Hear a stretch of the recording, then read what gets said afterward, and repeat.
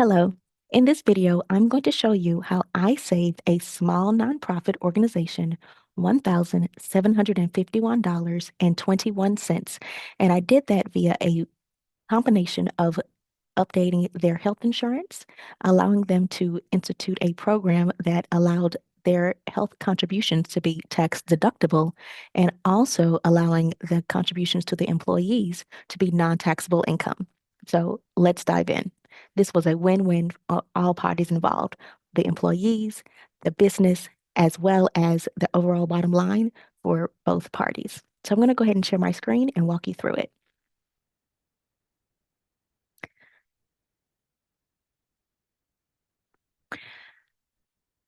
So what you'll see here in the upper left-hand corner is this is the existing group premium that the organization was paying, split between this is the total premium in column D, what the company was contributing, as well as what the cost was to the employee.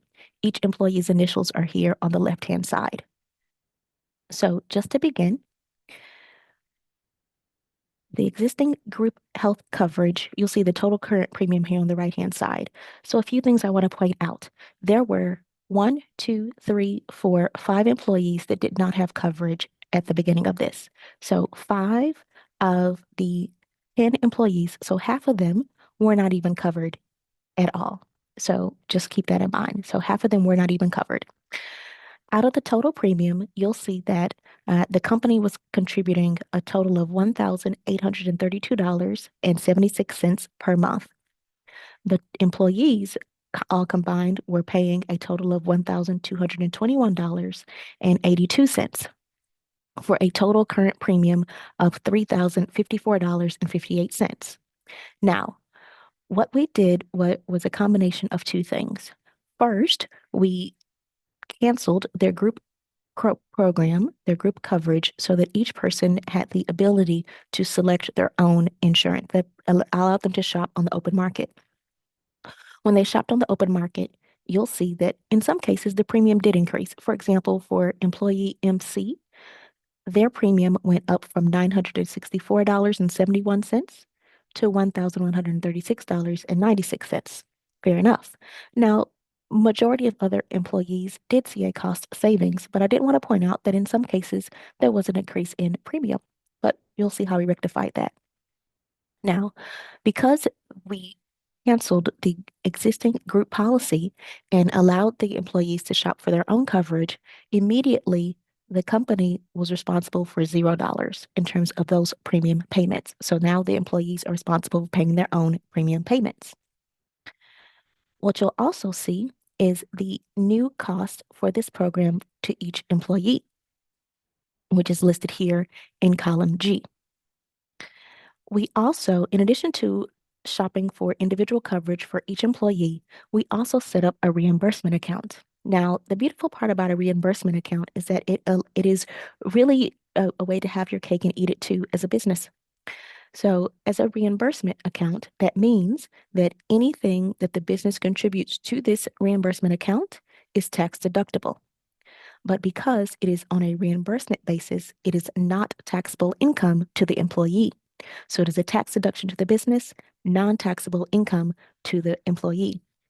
Both parties win in this case. And that's really what the CEO wanted. They wanted to have a win-win scenario, not just where the company would benefit in the form of not having to pay premiums, but also they wanted the individual employees to benefit. And the way we can see that individual employee benefit is with this net new employee cost. So this is based on the new plan. What is the net cost per employee? Taking into account the new premium, what they're responsible for of that new premium, and the reimbursement target. Okay.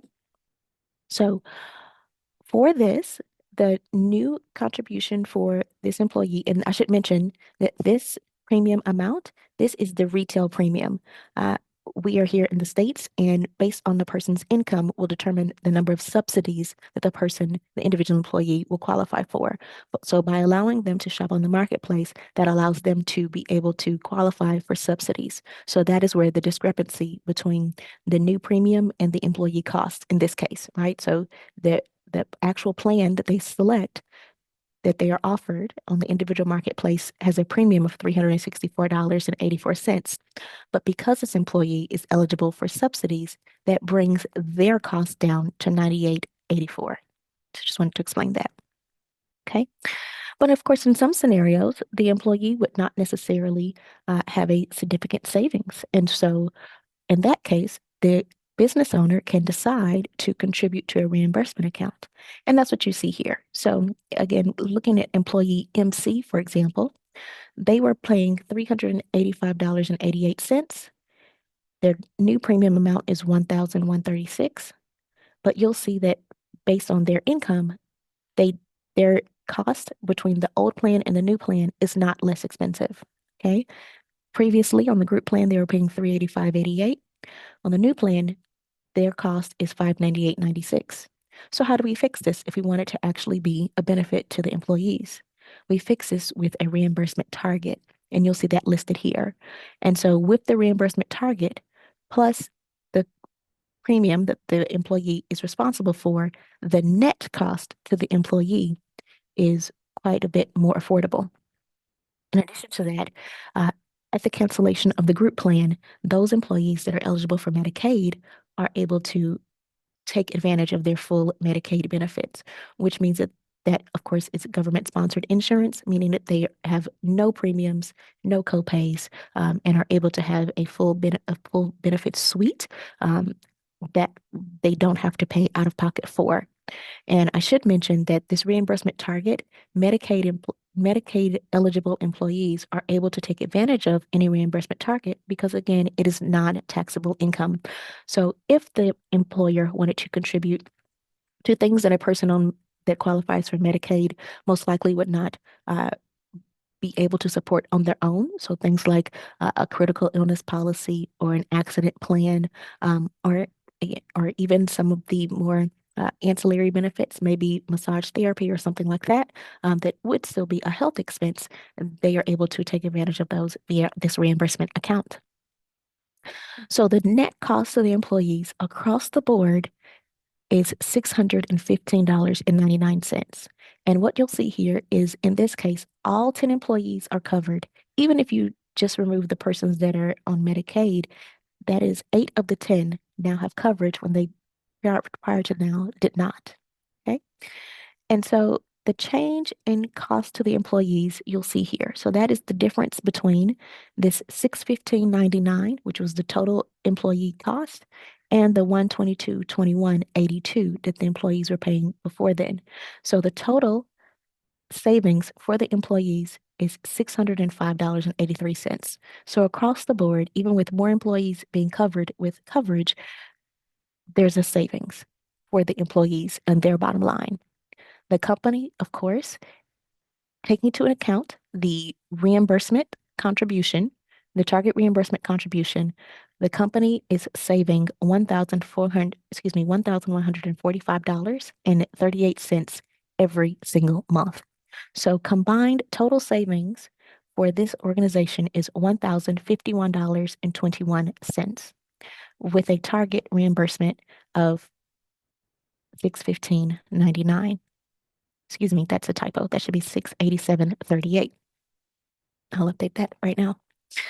So that is how we were able to save so much for a small organization by implementing this innovative strategy of disenrolling from a group plan, allowing the employees to shop for their own individual coverage, and then leverage a reimbursement account as well. If you'd like more information about that, then check the link on the page, and we're happy to chat further.